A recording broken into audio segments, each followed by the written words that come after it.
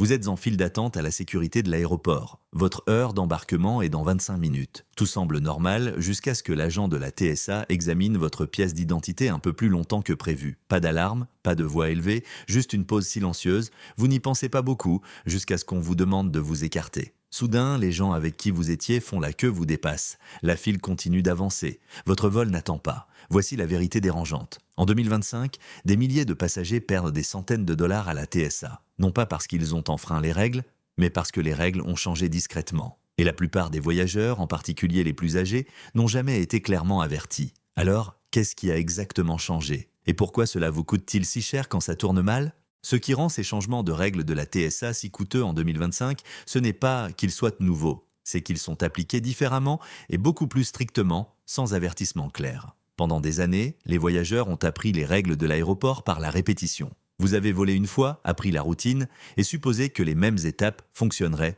la fois suivante. Mais cette supposition est exactement ce qui coûte de l'argent aux passagers maintenant. En 2025, la TSA ne se contente pas de vérifier les bagages plus rapidement. Elle s'appuie davantage sur les normes de documentation, la cohérence comportementale et les systèmes de contrôle automatisés. La marge pour le presque correct a discrètement disparu. Une pièce d'identité qui fonctionnait l'année dernière peut maintenant déclencher un contrôle supplémentaire. Un bagage à main emballé de la même manière depuis des années peut soudainement vous ralentir. Un petit retard à la sécurité peut se transformer en embarquement manqué, frais de modification de réservation et correspondance au perdu. Et voici l'inconfortable réalité. Les voyageurs plus âgés sont affectés plus souvent, non pas parce qu'ils font quelque chose de mal, mais parce qu'ils se fient à leur expérience passée dans un système qui ne fonctionne plus de la même manière. Alors, quels sont exactement ces changements et pourquoi affectent-ils si durement votre portefeuille? Pendant des années, présenter votre permis de conduire à la TSA semblait automatique. Vous le tendiez sans réfléchir, parce que cela avait toujours fonctionné auparavant. Cette habitude est exactement ce qui coûte des centaines de dollars aux passagers en 2025. L'exigence Real ID n'est pas apparue soudainement cette année. Ce qui a changé, c'est la rigueur avec laquelle elle est désormais appliquée. Si votre pièce d'identité n'est pas conforme à la Real ID ou si elle est expirée, endommagée ou signalée, la TSA ne discute pas avec vous. Ils n'expliquent pas grand-chose. Ils ralentissent simplement le processus ou l'arrêtent entièrement. Et quand cela arrive, le temps devient votre ennemi. Vous êtes envoyé pour un contrôle supplémentaire. Votre bagage à main est revérifié. Votre fenêtre d'embarquement se réduit minute après minute. Au moment où tout est résolu, votre vol est peut-être déjà en cours d'embarquement, ou pire, en train de fermer. C'est ainsi que les passagers perdent de l'argent sans jamais enfreindre une règle, non pas parce que la TSA vous inflige une amende, mais parce que les compagnies aériennes n'attendent pas les retards de sécurité. Les vols manqués entraînent des frais de modification de réservation, des différences tarifaires et des nuits d'hôtel perdues, des coûts qui vous incombent discrètement et non au système. Et les voyageurs plus âgés sont les plus touchés car ils sont les plus susceptibles de faire confiance à une pièce d'identité qui a toujours fonctionné. Si vous avez volé récemment, vous avez peut-être l'impression que les règles concernant les liquides n'ont plus de sens.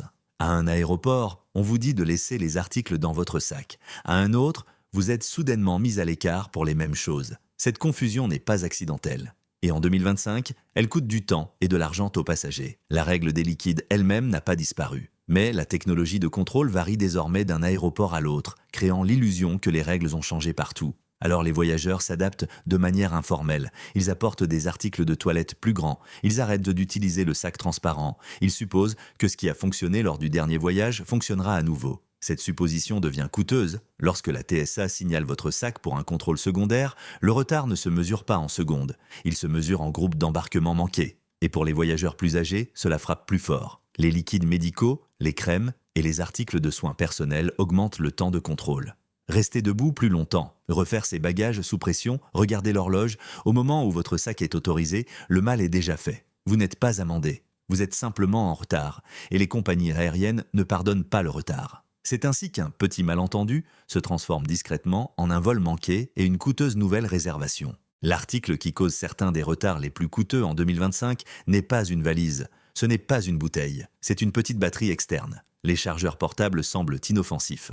Ils sont silencieux, légers et faciles à oublier. Mais la TSA traite les batteries au lithium très différemment maintenant, et les erreurs ne sont plus traitées à la légère. Si une batterie externe ou une batterie de rechange est trouvée dans un bagage enregistré, le processus s'arrête. Vos bagages sont signalés. Vous pouvez être rappelé de la porte d'embarquement ou retardé pendant que les bagages sont rouverts et inspectés. Cela ne semble pas dramatique, il n'y a pas d'argument, juste le temps qui s'échappe. Pour de nombreux passagers, en particulier les voyageurs plus âgés, le chargeur a été emballé soigneusement, juste au mauvais endroit. Et corriger cette erreur sous pression est lent. Les chaussures remises, les sacs refaits, les fils réintégrés. Au moment où vous atteignez à nouveau la porte, l'embarquement peut déjà être en train de fermer. Pas d'amende, pas d'email d'avertissement, juste un vol manqué et un nouveau billet à acheter. C'est le schéma des problèmes de voyage de 2025. Pas une punition, mais des conséquences. Et ces conséquences sont coûteuses.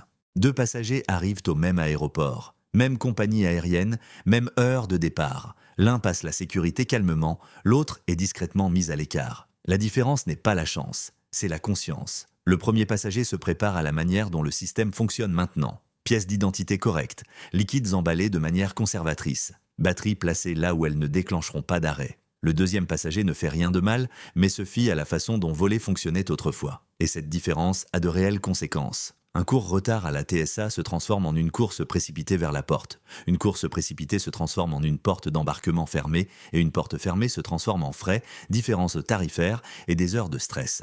Pour les voyageurs plus âgés, l'impact est plus lourd. Rester debout plus longtemps, expliquer davantage, refaire ses bagages sous pression. Ce qui semble être un inconvénient mineur devient un coût financier, non pas à cause d'une amende, mais parce que les compagnies aériennes considèrent les retards de sécurité comme la responsabilité du passager. C'est la réalité des voyages en avion en 2025. Le système ne punit pas les erreurs bruyamment, il laisse le temps faire les dégâts.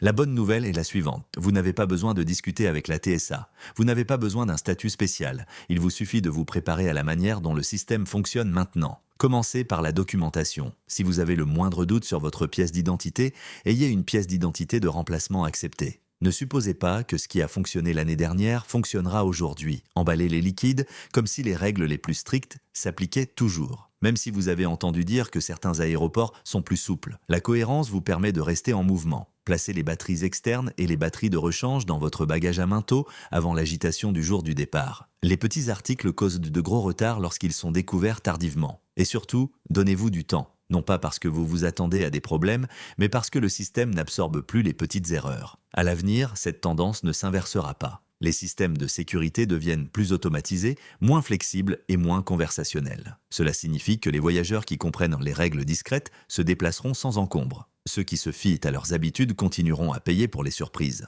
La préparation ne concerne plus le confort. En 2025, il s'agit de protection. Voler en 2025 n'est pas plus difficile, c'est plus discret. Les règles ne s'annoncent pas. Elles vous prennent simplement du temps lorsque vous n'êtes pas préparé. Si cette vidéo vous a aidé à comprendre pourquoi les petits détails coûtent maintenant cher, partagez-la avec quelqu'un qui vous est cher, en particulier les voyageurs plus âgés qui se fient à leur expérience.